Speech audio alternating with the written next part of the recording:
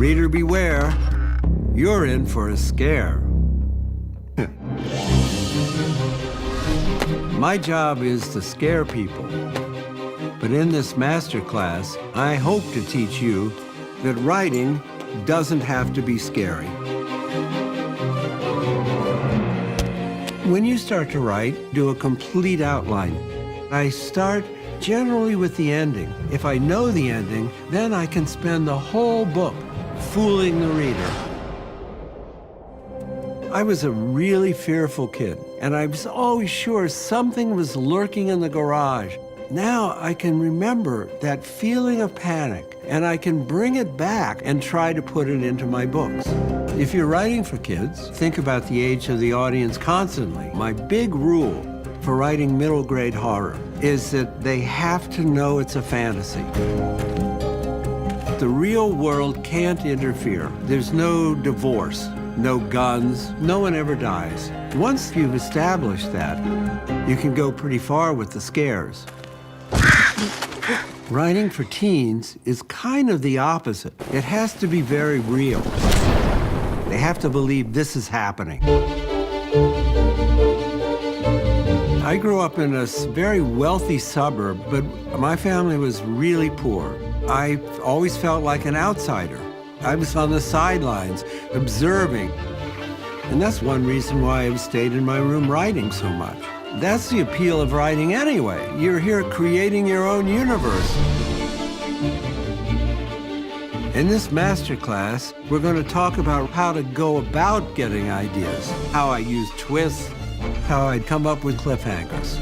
And I'm going to tell you how never to get writer's block. I will take you through the whole process and show you that none of this is scary. I'm R.L. Stine, and this is my master class. Write as though nobody's watching, because nobody's watching. Suspense is all about making promises to your reader. You're telling your reader, I know something you don't know, but I promise I'll tell you if you keep going. Writing a novel is about a process. It is not all about inspiration and craft. This class provides practical tools, a roadmap to turn your idea into a story. Take the pressure off yourself. Every single idea has been done over and over. You don't need a big idea. You need big hows. How do you create tension? How do you build character? What's the moral gray area that we're going to be writing in? There are elements that must be in a good story. The contract, the clock, and the crucible. If you're not sure what to write, write the wrong thing a few times, and let that be the process by which you find the right thing. Put a secret in a character's backstory. Write your villain first, because your villain is the one who's going to define your hero. There were some dark times when I wasn't actually sure I could accomplish this. There will be days you just don't know if you can do it. And on those days, what is going to save you is your process. You do not need to have total mastery of your subject matter to start a novel, only to finish it. Write until you're ready to show the world what you've done. I'm Dan Brown, and this is my masterclass. Damn it, how could this have happened? Here's something important to remember about dialogue. No one ever in life starts a sentence with damn it. I'm in a constant state of writer's block. That is my default position. Dialogue is pretty much where the art comes in. Taking some words that someone has just said, holding them in your hand, and then punching them in the face with it. I left The West Wing after season 4. I have not seen an episode from seasons 5, 6, and 7. Together, we are going to break the teaser and first act of episode 501 of The West Wing. You don't have an idea until you can use the words but, except, and then. I just want to hear your bad ideas. Very bad. Love it. Very bad. It was, by the way, it wasn't that bad, but. It's a White House conspiracy. Look at this cork board. This is 2 hours that needs to be filled. The worst crime you can commit is telling the audience something they already know. You should be evangelical about Aristotle's Poetics. If there's something wrong with your script, that it's because you broke one of those rules. It's not just that dialogue sounds like music to me. It actually is music. Then you have much less common days where you did write and you wrote something good and you see it on a screen. I promise you, you feel like you can fly. I'm Aaron Sorkin, and this is my masterclass.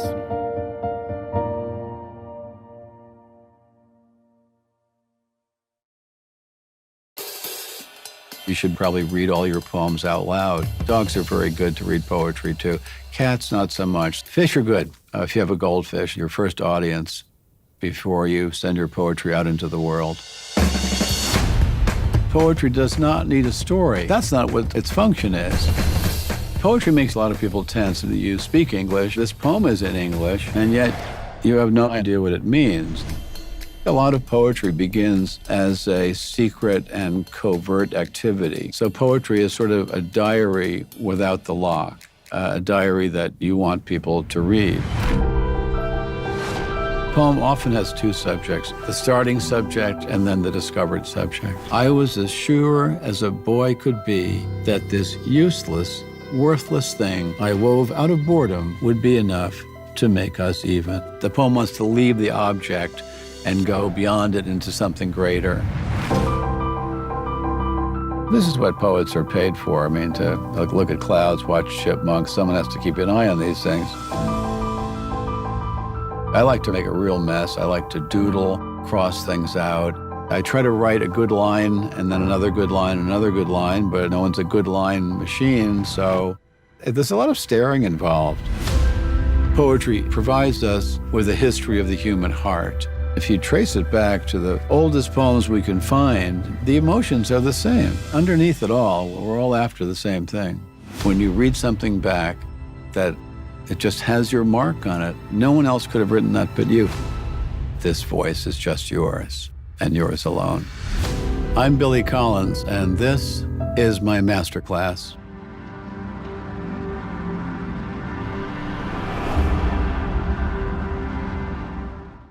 If you ask me, are you a writer, Judy? I'll say no, but I'm a great rewriter. I hope that in sharing with you what I've learned over 50 years of writing, that it will help you find your way as a writer. When you're writing for kids, we're not an adult telling a story about being a kid. We are that kid. As a 12-year-old, I was obsessed by the idea of growing breasts and getting my period, but there was no place that I could read about it. When I started to write, I was determined to be honest. So I'm going to share with you the practical side of writing. Process, story, voice, editing, dialogue, and character. There's nothing more important than character. You're living with these people for years. You had better feel for them. Do some exercises. Have your character write a letter to you. A first draft is pure torture for me. I hate every second of it. I have a messy mind, and my writing is a process of cleaning up the mess, then slowly making a story. I will be able to show that to you. I got a particularly nasty review once. It got to me, and I took my typewriter and I held it over this arroyo, and I was going to throw it in. I thought, I cannot do this anymore. And then this little voice went off in my head. Wait, you're gonna let this one review stop you from writing? That's crazy. That's one opinion. I enjoy finding and supporting new writers, and this is a chance for me to reach more of you. I always ask myself, why would anyone write if they didn't have to? I mean, it's so hard. So this is for all of you who feel that you have to. I'm Judy Blume, and this is my masterclass. Let me give you some advice. The process of doing your second draft is a process of making it look like you knew what you were doing all along. Writing a novel is like driving through the fog with one headlight out. You can't see very far ahead of yourself, but every now and again, the mists will clear. In my class, I'm going to tell you what stories are. I'm going to give you some tips. I'm going to give you some exercises. And most of all, I'm going to give you a little push forward that you might not have had. Here we go. I'll go through the whole thing because it's fairly short and it does a whole bunch of stuff with character. And then I'll tell you what I did. I have writer's block. I cannot write. Sounds like something that you can do nothing about. That, of course, isn't true. Why don't I take you through the process of plotting a comic? Sandman 19. I can give you how I do it and how I did it. You do it like this, your thumbnails will only be seen by you. You definitely don't have to show them to an artist who can actually draw. World building is honestly the joy of getting to play God. Every little detail that you can smuggle with you into your fiction makes your world more real for your reader. And you know, of course, that it just smudges in the background. But that's okay because it was informed by you and an imagination. Human beings are storytelling creatures. Stories are vital. We convey truth with stories. That is the magic of fiction. You need that conviction that you are brilliant, this is the greatest idea that anybody's ever had, and that by writing it, you will set the world on fire. I'm Neil Gaiman, and this is my masterclass.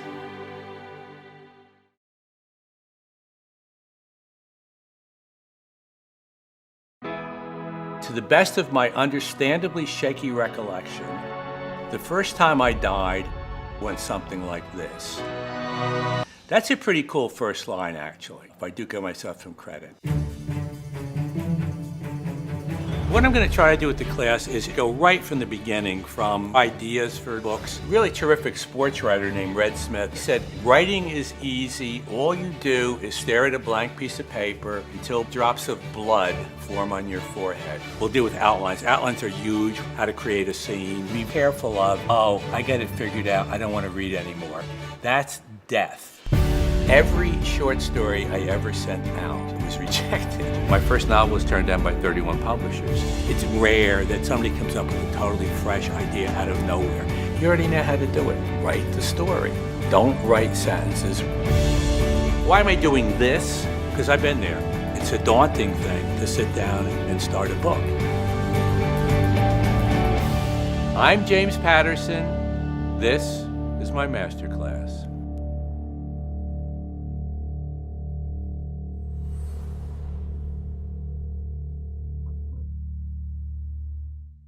One of the biggest problems that people have in organizing a piece of writing is, I want to move from A to B, right? How do I move from A to B? What connects A to B? And you construct all this language, often clumsy, that basically says, okay, we're done talking about this, and now we're going to talk about this. And I don't do that. I just say, when I'm done talking about it, I end the section, and then I just put 2, and I start the new thing. And I can refer back to the other thing, but the reader is fine. Just signal to the reader that this thought is finished. Trust me, the next thought will be connected. We'll figure that out. But for the time being, we're restarting here, and I'm opening a new window on the browser, and we're going to talk about this for a while, right? You can do that. Structure is your friend. You don't have to, not everything has to be done with language. There's a pencil, right? That's all I need is a pencil. A piece of paper would come in handy. And I'm going to write some dialogue. And it's going to take place in one place with 2 chairs. And that's all I need. How do you teach people about drama? You cannot learn how to write drama without writing plays, putting it on in front of an audience, and getting humiliated. Hemingway said writing is easy. All you got to do is sit down at the typewriter and bleed. Throw away all the distractions and write something. Every play needs to have a beginning, middle, and an end. Jean-Luc Godard said not necessarily in that order. And that's why French movies are so effing boring. The rules to me are very, very simple. Your job is to tell a story. A story has a hero, and he or she wants one thing. If it doesn't tend toward the punchline, take it out. Gossip is just creating dialogue. Millie says to him, blah, blah, blah, and Bob said, bibbidi, bobbidi, boo. That's as good as dialogue as anybody else can write. I would hope that you guys would be encouraged to say, if this class clown can do so well, hell, I'll try it too. I'm not any less confused than you are. I just got in the habit of doing it. We all have ideas all the time. Our mind is a raging fire. At some point, you're going to say, okay, it's going to be bad. You got to stand being bad if you want to be a writer. Because if you don't, you're never going to write anything good. We're given a great gift and a great responsibility, which is to tell stories as honestly as we can and experience things in the process that are beautiful. I'm David Mamet, and this is my masterclass.